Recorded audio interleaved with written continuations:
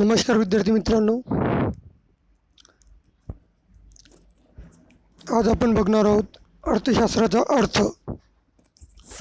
मागील तासिकेमध्ये आपण अर्थशास्त्रातील मूलभूत संकल्पना या प्रकरणामधील प्रस्तावना हा घटक अभ्यासलेला आहे आणि त्यामध्ये आपण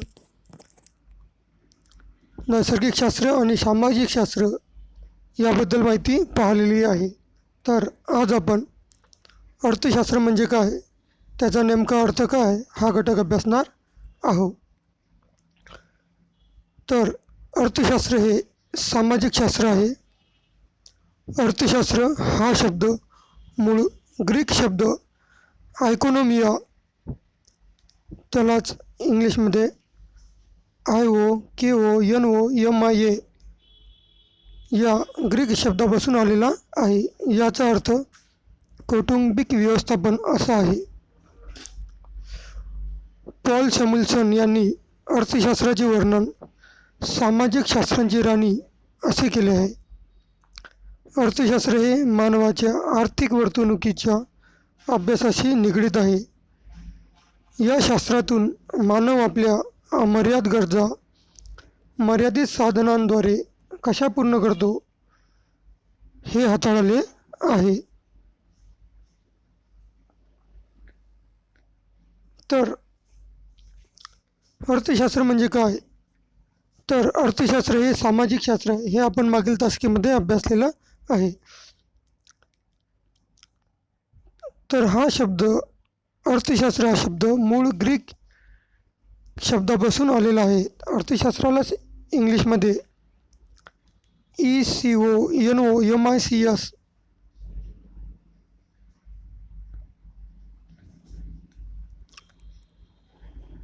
म्हणजेच इकॉनॉमिक्स असे म्हटले जाते।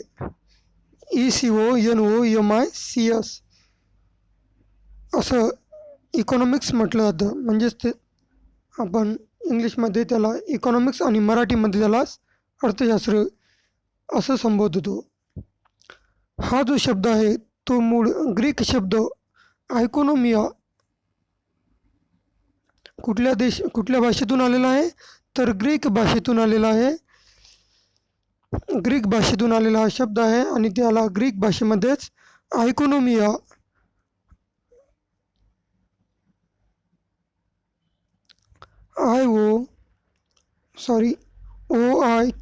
OIKONOMIA असे संबोधले जाते। इकॉनॉमिया हा एक महत्त्वाचा शब्द आहे। जर परीक्षेमध्ये विचारलं की अर्थशास्त्र हा शब्द कुठल्या भाषेतून आलेला आहे, तर तो शब्द ग्रीक ह्या भाषेतून आलेला आहे आणि त्यालाच ग्रीक भाषेमध्येच इकॉनॉमिया असे संबोधले जाते। आणि याचा अर्थ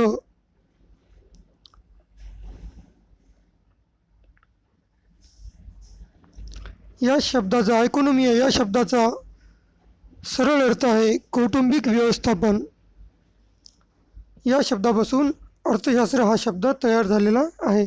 तर कौटुंबिक व्यवस्थापन म्हणजेच काय, तर कुटुंबामध्ये ज्या वेगवेगळ्या गरजा असतात त्या गरजा पूर्ण करण्यासाठी जे पैशाची गरज असते, पैशाची आवश्यकता असते, त्या पैशातून आपल्या ज्या गरजा असतात त्या पूर्ण कशा करायच्या, त्याचे व्यवस्थापन कसे करायचे, त्यासाठी जो शब्द वापरला जातो तोच म्हणजेच कौटुंबिक व्यवस्थापन। आणि त्याच कौटुंबिक व्यवस्थापनापासून आपला इकॉनॉमी हा शब्द तयार झालेला आहे आणि त्यामधूनच अर्थशास्त्र हा शब्द तयार झालेला आहे। म्हणजेच अर्थशास्त्रामध्ये सुद्धा आपल्याला संपूर्ण देशाची किंवा राज्याची जी अर्थव्यवस्था आहे त्या अर्थव्यवस्थेमध्येच वेगवेगळे व्यवस्थापन वेगवेगळे जे क्षेत्र असते त्या क्षेत्राचे व्यवस्थापन कसे करायचे त्याचे व्यवस्थापन करणे म्हणजेच अर्थशास्त्र असा त्याचा सरळ अर्थ आहे। पॉल सॅम्युएल्सन यांनी अर्थशास्त्राचे वर्णन सामाजिक शास्त्राची राणी असे केले आहे।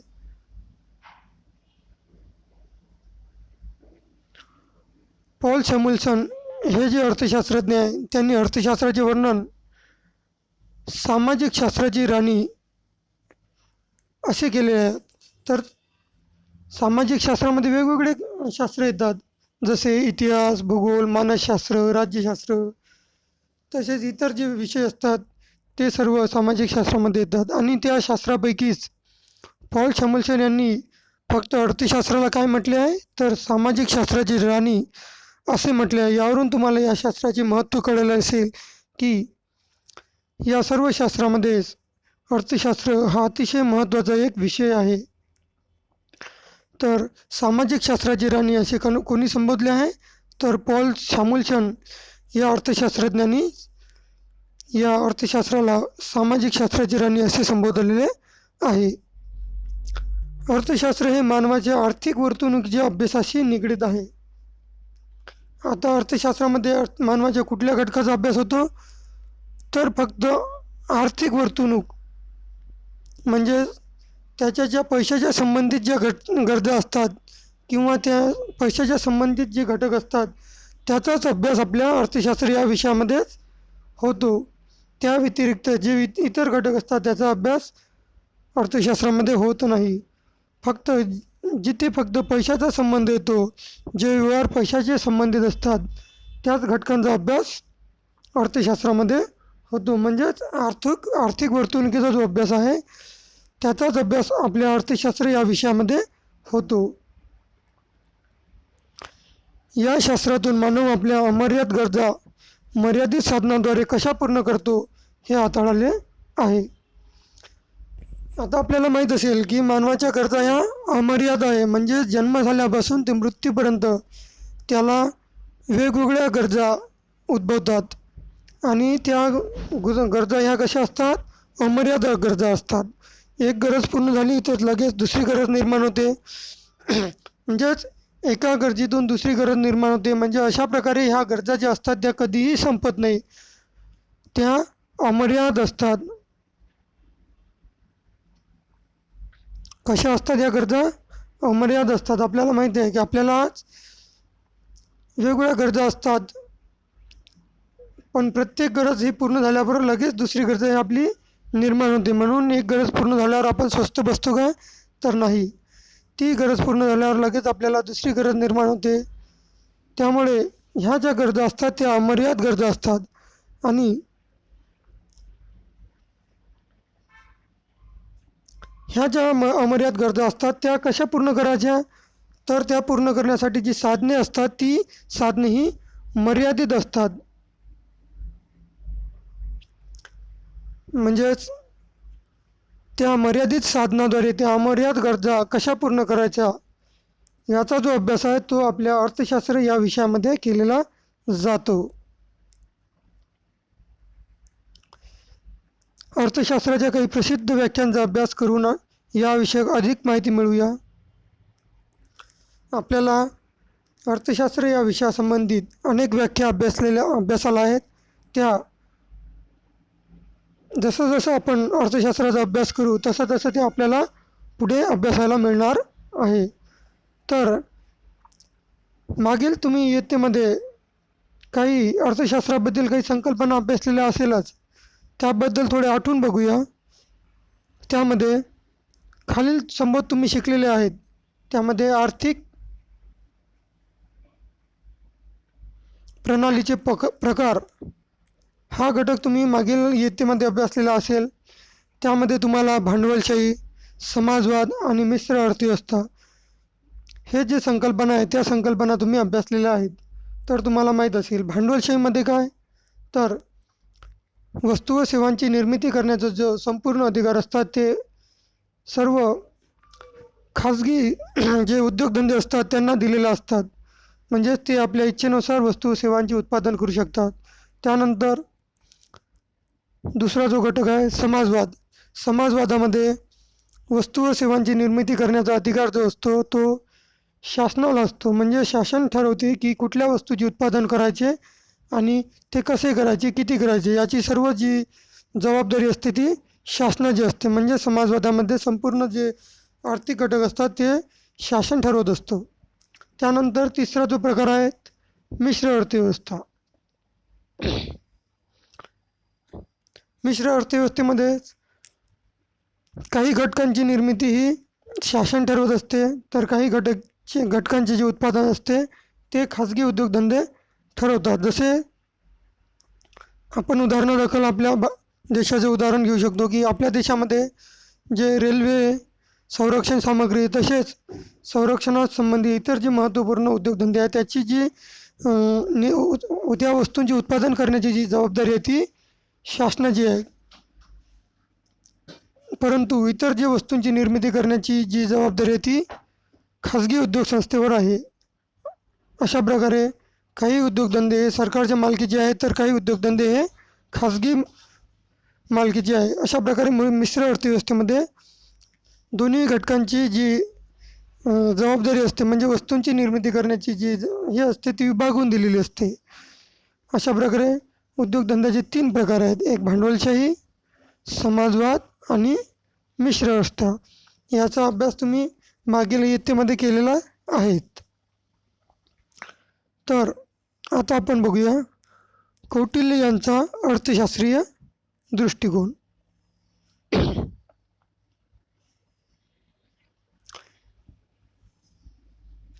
कौटिल्य यांच्या मते अर्थशास्त्र म्हणजे अर्थ म्हणजे संपत्ती आणि शास्त्र म्हणजे विज्ञान.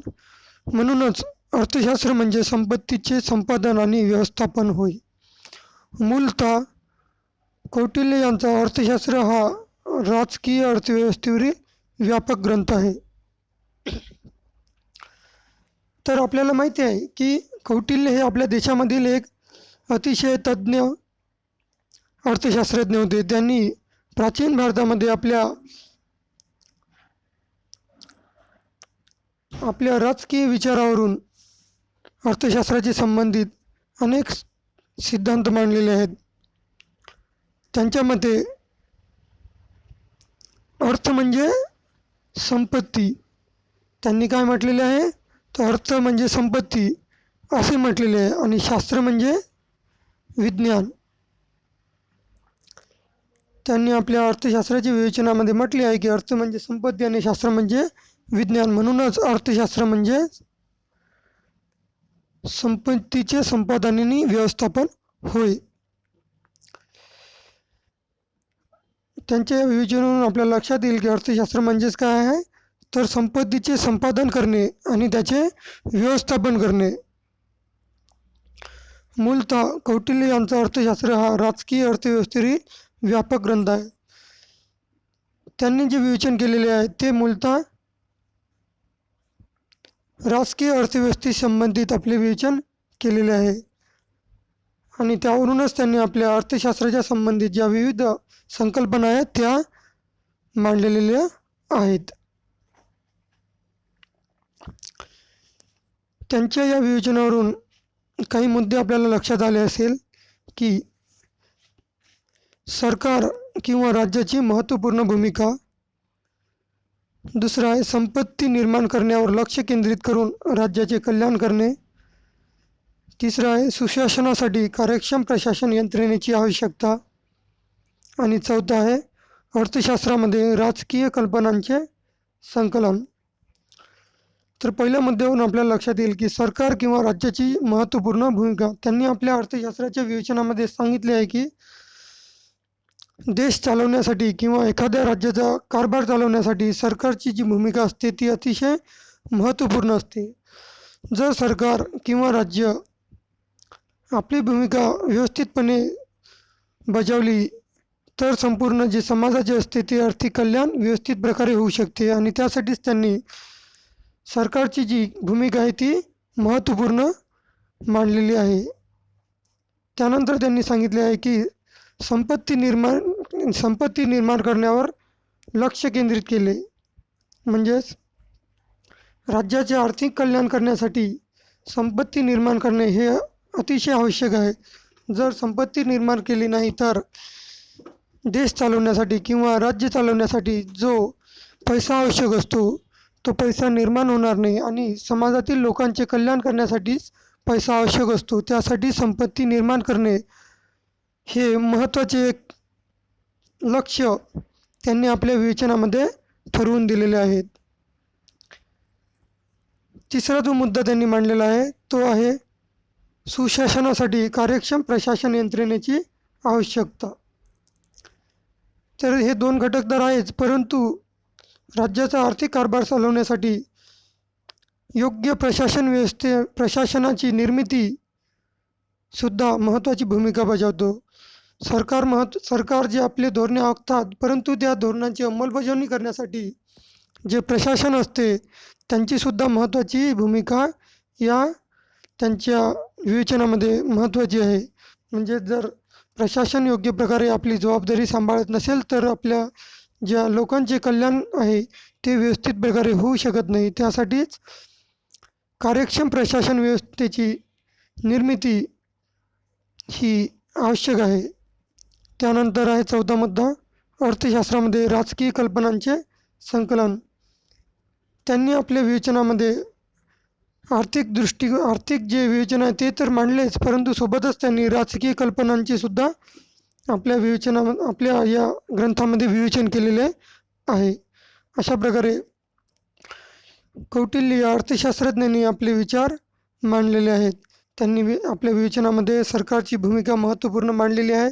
त्याचप्रमाणे संपत्तीचे निर्माण करणे आवश्यक आहे. ते कशासाठी, तर संपूर्ण समाजाचे महत्तम आर्थिक कल्याण हो यासाठीच त्यांनी संपत्ती निर्माण करण्यावर भर दिलेला आहे. त्याचप्रमाणे संपत्ती निर्माणासोबतच कार्यक्षम प्रशासन व्यवस्थेची सुद्धा आवश्यकता आहे.